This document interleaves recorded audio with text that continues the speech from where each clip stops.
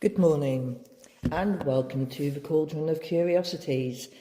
So today I wanted to talk to you about cloud formations, and the picture that you can see as I'm talking is of the clouds last night as the sun was going down.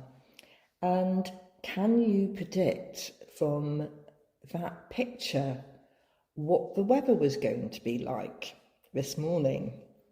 And that would be quite interesting, because I think some of us like to look at the clouds. We're curious about their shapes and we're curious about the stories behind them. So I did a little bit of research and I found Ross Lazier, who's an instructor in atmospheric and environmental sciences, and he talks about being a meteorologist and being fascinated by the weather since he was young. And he always noticed when the weather changed from blizzards to severe thunderstorms and even tornadoes in the summer. Ross mentions that all clouds form as a result of saturation. And saturation is when the air contains so much water vapour that it begins to produce liquid or ice. And he says that if you understand how the clouds develop their shapes, you will be able to start forecasting the weather. Now, I find that quite interesting because I sometimes look at the shapes and I wonder what's going on, especially when there's more than one type of shape up there. But something that I picked up from my reading is it seems to be quite important how clear the edges are on the clouds on what might be happening. That seems to be a predictor. You can use that as a clear sign that something is going to change. He describes the clouds as follows: cotton bull cumulus clouds. Clouds that look like cartoon cotton balls or cauliflowers are made up of tiny liquid water droplets and are called cumulus clouds. These are often fair weather clouds that we see, and the ones that form the shapes of rabbits or dinosaurs or elephants climbing through the sky with soft edges. They're the clouds that we might watch as we lie in the grass, feeling the warmth of the sun on our faces, maybe with a stick of grass in our mouth, chewing the sweet end as we consider what we can see, or even playing castles in the air.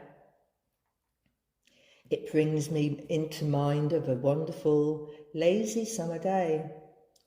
Now, sometimes with the cumulus clouds, the air is particularly warm and humid, and the atmosphere above is much colder. Cumulus clouds can rapidly grow vertically into what is called a cumulonimbus, and I have heard those clouds referred to as bimbly cues because they can move quite slowly.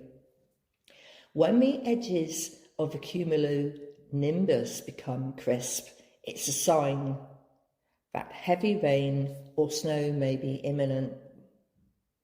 And then look up in the sky, high up above, and you'll see the wispy cirrus clouds that are high enough in the atmosphere that they are allowing ice clouds to form.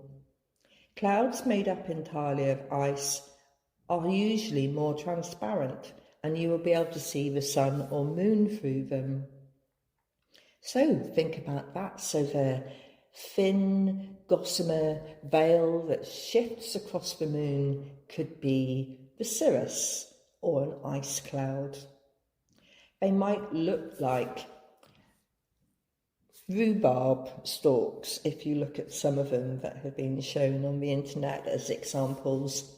Cirrus clouds that form atop a thunderstorm spreading outwards can form anvil clouds, and these clouds flatten out on top as they reach the stratosphere where the atmosphere begins to warm with height. However, cirrus clouds aren't normally associated with storms at all.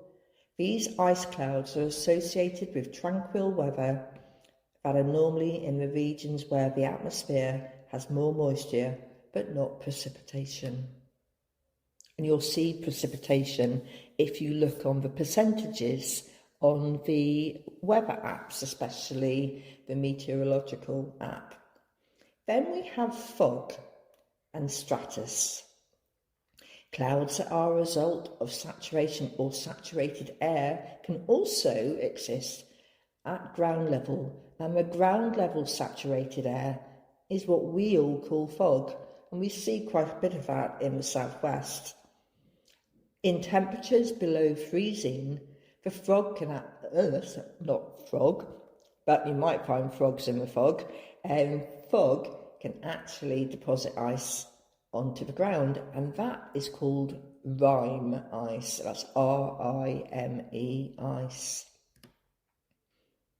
You may have seen that, so if you have seen rime ice, please do comment and let me know what you found.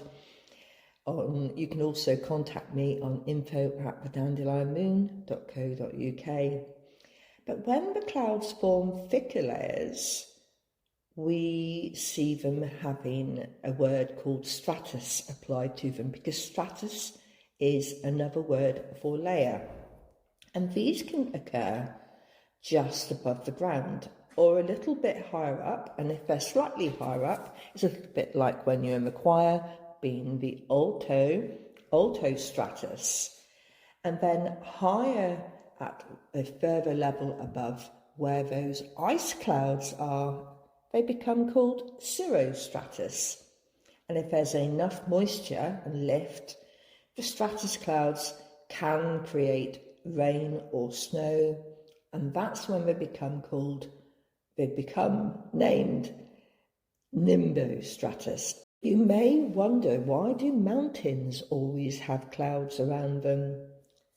And Ross suggests that lenticular clouds, for example, looking like flying saucers, are formed far from the mountains because they actually come where the wind creates an effect like ripples over the pond. And what you may see are banner clouds, which are for when the air is spinning on one side of a mountain. So what you'll notice, if you're thinking, what has she been talking about, is that wind and the movement of air plays a large role in the formation of clouds and the shapes that they make.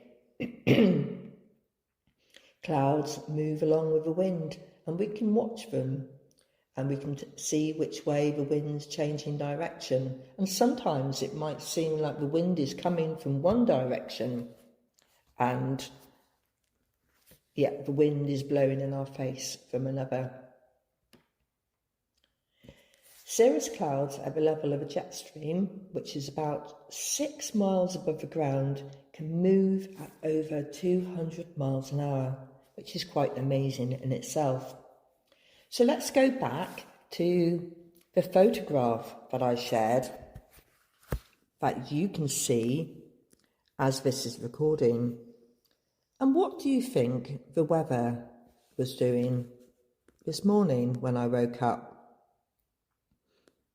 Well, when I pulled my curtain back, it was a clear sky, and there was frost on the windows, and it was relatively thick enough that I needed to scrape it off.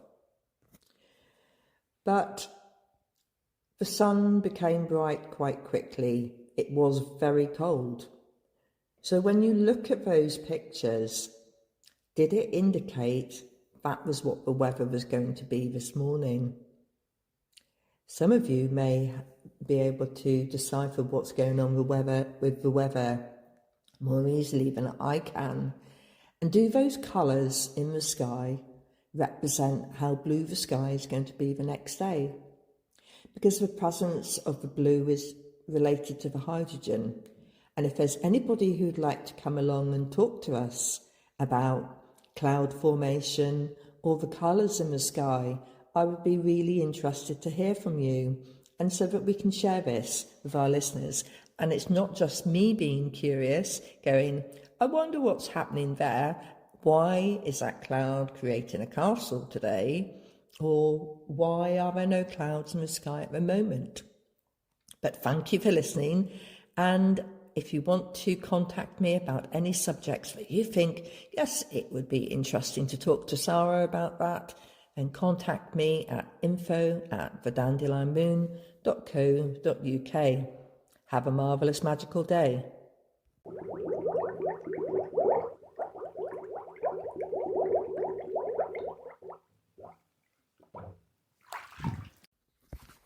Do you ever wonder why we see faces or castles or rabbits in the clouds? I did actually go and have a look to find out what this was all about. And apparently this is a psychological phenomenon called pareidolia. And pareidolia is where individuals perceive recognisable patterns or familiar images, such as faces or figures, in random, ambiguous visual stimuli, derived from the Greek words para, beside or beyond, and eidolon, image or form. The term emphasises how our perception transcends mere sensory input. Historically, pareidolia has fascinated scholars, artists, psychologists and philosophers alike, reflecting humanity's innate desire to seek patterns and meaning in their environment. But why does it happen? So why do we experience pareidolia? Pareidolia is rooted in the human brain's evolutionary adaptation to recognise faces and to make meaning out of things. The human brain possesses specialised neural pathways, especially sensitive to facial recognition. This is known as the fusiform face area. This region, located within the temporal lobe, plays a crucial role in rapidly identifying and interpreting facial features essential for social interaction and survival.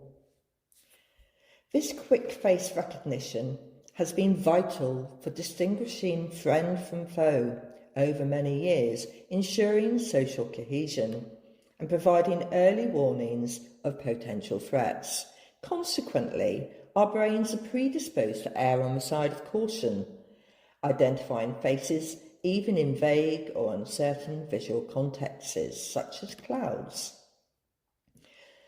Clouds are probably the most universally experienced form of pareidolia, where drifting clouds form, as we've mentioned before. I've seen rabbits, I've seen crocodiles, I've seen people floating like a mermaid through the sky. And this morning, there were very few. There were more, as I said, they looked like the ice clouds. They looked like rhubarb stalks to me. But if you want to read more about this, the reference that I had was Simply Put Psych, which is looking at the psychology of why. But what I would like to finish with, as this is part 2, is a poem which came to mind. And it's I Wandered Lonely as a Cloud by William Wordsworth. I wandered lonely as a cloud that floats on high o'er vales and hills, when all at once I saw a crowd, a host of golden daffodils, beside the lake, beneath the trees, fluttering and dancing in the breeze, continuous as the stars that shine and twinkle on the Milky Way. They stretched in never-ending line along the margin of a bay. 10,000 saw I at a glance, tossing their heads in a bright, sprightly dance. The waves beside them danced, but they outdid the sparkling waves in glee. A poet could not but be gay in such a jocund company. I gazed and gazed, but little thought what wealth the show to me had brought. For oft when on my couch I lie, in vacant or in pensive mood, may flash upon that inward eye, which is the bliss of solitude, and then my heart with pleasure fills, and dances with the daffodils. For me, that poem also strikes into my heart the sense of floating like the cloud and being able to observe the world from a different point of view, of being able to relax and not have any worries and no responsibilities, which is often what we seek, is to have a life that is relaxing at times and allows us to wander freely and see things, see the beauty of the world, which is what Wordsworth was able to do. It's interesting how we can put ourselves into the perspective of something that appears to be inanimate, but we give it life through words. And that would be something else that I would be curious about. Why do we anthropomorphize objects and animals even? Why do we do that? If anybody's got any thoughts on that, please do contact me. But let's, move on to our day thinking about what would we see, where would we go, what would we be looking for if we were a cloud, where would we head? Would we head towards the sea and the bay? And what could we see today when the sun's shining? I can just imagine watching the birds getting their nests ready for the young. And there's much activity in the hedges with the smaller birds where they're deciding who is matching with who this year. And soon there will be eggs laid, and that means we will hear much squawking if we get too close to the hedges.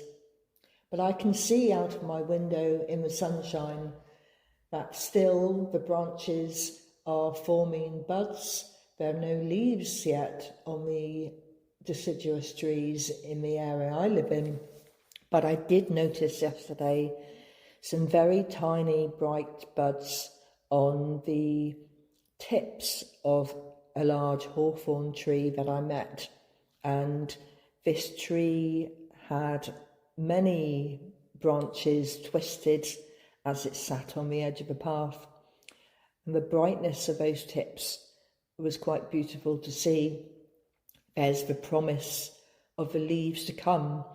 And if you like to go and forage, those early leaves used to be eaten and still are by some people. And they were known as a type of bread, and they're a very tasty treat if you like to eat from the hedge. But have a marvellous magical day from Bumblebee and I.